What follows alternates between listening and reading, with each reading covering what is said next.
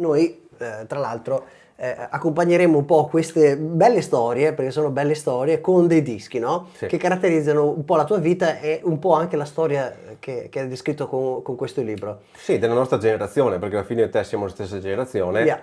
e ognuno di noi l'ha vissuta chiaramente sulla propria pelle, questo cambio anche non solo musicale, ma poi che ha imposto un cambio generazionale vero e proprio, Certo. no? Che è l'avvento dell'house music.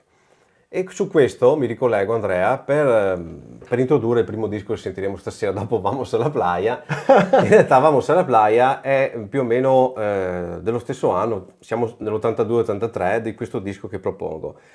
E sono venuto a proporlo per far capire a chi ci sta ascoltando nel tuo podcast, e vedendo ovviamente nel tuo podcast, che nello stesso periodo, nei 6 anni, esisteva già la musica underground e che proponevano appunto i vari DJ resident. Non era così facile recepire e trovare questi dischi perché spesso e volentieri venivano dall'America, vedi la disco music eccetera, però questo disco in particolare è un disco di produzione italiana che mi è tornato in mente per proportelo. Un po' di mesi fa ho incontrato il mitico Andrea Gemolotto Mitico, e legend. nel chiedere a lui sempre, perché io sono... Sai che non l'ho mai incontrato dal vivo.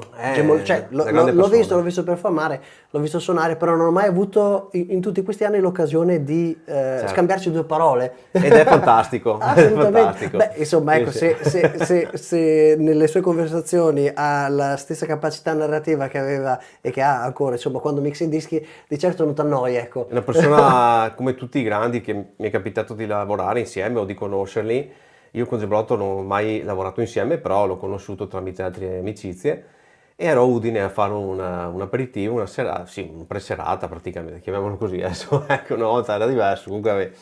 E adesso ci sono questi aperitivi e mi è capitato appunto di conoscere Andrea e gli ho chiesto un po' così di cose che non conoscevo, tipo le classiche domande li fai quando è arrivata l'house music in Italia, così. E lui mi ha nominato questo duo di produttori, non so se è un duo, comunque si chiamano Klein and MBO, che secondo il suo modo di vedere, o secondo il modo di vedere dei DJ dell'epoca, erano coloro che in Italia avevano anticipato di parecchi anni gli americani nel proporre per primi l'house music. Quindi c'è anche questa cosa un po' che si narra tra le righe. Non so dirvi se è vero o falsa sta cosa, però fatto sta che questo disco che andremo a sentire è dell'82. Alright, quindi so let's spin it. questa è Wonderful di Klein MBO. Start. Alright, actually that was pretty cool. Wonderful, come il titolo del disco. Wonderful, bravo. Sì, ogni tanto mi perdo con i miei inglesismi e con l'italiano, ogni tanto mi inceppo, però insomma... Vabbè, poi devi stare tante ci cose. sei tu a aiutarmi questa sera. Sì.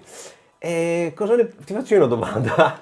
Cosa ne pensi di questo disco, essendo 82? Beh, considerando che questo è un disco dell'inizio degli anni 80, qui puoi tessere, diciamo così, un sacco di correlazioni con quella che è invece la musica underground contemporanea. Cioè, vedi proprio come da qui nascono le radici, le influenze. Anche se ci pensi, no, molti dei samples che sentiamo oggi trovano proprio origine in quegli anni lì. No? Dove c'era sperimentazione con batterie elettroniche che cominciavano a spopolare, no? Dal Roland 808 and 909, maybe not, this is not 909, no. But cominciamo a immergerci in un qualcosa che fino a quel momento non era presente. E soprattutto, ricollegandomi al discorso che facevo introduttivo, che effettivamente può avere molti tratti in comune con quella che poi è diventata quella che chiamavano house music, no? Che per esempio cos'è questo, no, credo 86, uno dei dischi più famosi che è arrivato dall'America e che conoscono tutti, credo, come quelli appassionati di musica house. Per chi non avesse mai sentito parlare di Marshall Jefferson, sì, esatto. This is the movie, this is the record. Che se non mi sbaglio... Infatti The House Music Anthem, tra l'altro. Yeah, exactly, cioè l'inno della musica house, no? Sì. Aspetta che lo condividiamo così anche chi ci segue... Sì, non andremo ad ascoltarlo perché è arci noto, è sempre bello, però per farvi capire un po' che dopo un po' di anni, insomma, è arrivato in Italia con i primi dischi, chiaramente c'è Your Love di Frankie Knuckles, eccetera, Ma c'è anche questo di Marshall Jefferson, che tra l'altro è uno dei dischi che nomino all'interno di Notte Esatto, Suprema. mi sembra che tu lo nomini in uno dei primi capitoli, no? Sì, sì, sì, sì, sì. Sì, sì. Perché c'è un flashback.